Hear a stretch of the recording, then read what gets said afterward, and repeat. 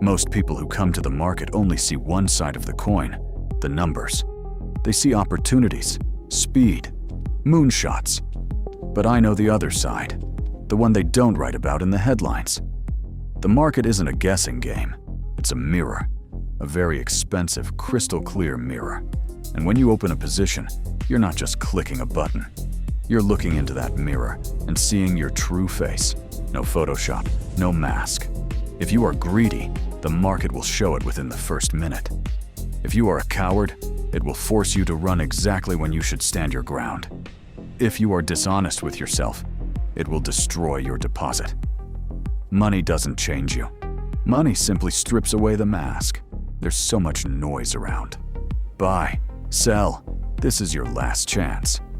But real trading happens in silence. It's the ability to sit and wait. Not for a minute, not for an hour, sometimes for days. It's the ability to defeat your ego and finally admit, I don't know where the price is going.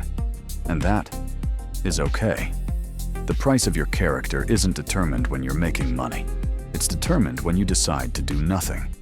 Discipline is expensive, but the lack of it costs even more.